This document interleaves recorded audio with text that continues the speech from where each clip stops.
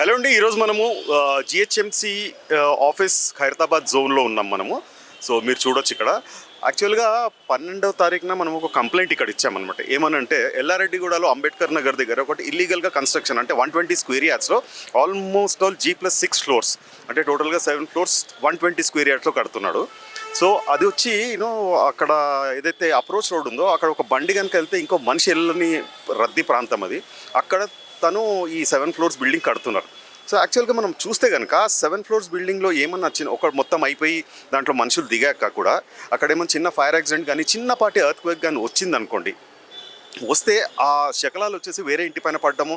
So పోనీ fire accident జరిగినప్పుడు అక్కడ ఏదైనా తప్పించుకోలేని విధంగా ఎగ్జాక్ట్లీ మనుషులు తప్పించుకోలేని విధంగా ఉంది.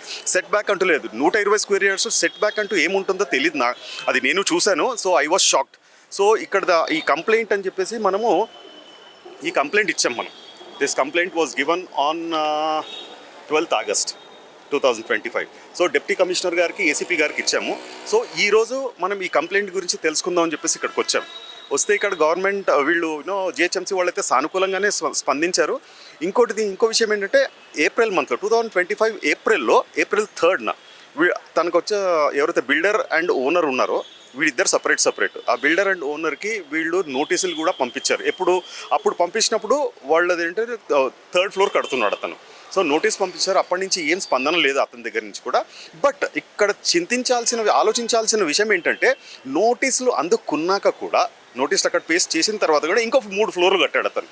సో ఈ ధైర్యం అతనికి ఎక్కడి నుంచి వచ్చింది అంటే జిహెచ్ఎంసీ అధికారులను చూసుకున్న ధైర్యమా, లేకపోతే జిహెచ్ఎంసీ అధికారులను తను ఏమన్నా మేనేజ్ చేశాడా? సో ఈ విషయం మాత్రం డెఫినెట్గా మేము వదిలిపెట్టమండి. This is in the public ఇంట్రెస్ట్లో ఇది చేస్తున్నాము. అండ్ డెఫినెట్గా మా డిమాండ్ ఒకటే, ఆ బిల్డింగ్ని మాత్రం డిస్మాంటిల్ చెయ్యాలి అని చెప్పేసి అంటున్నాం.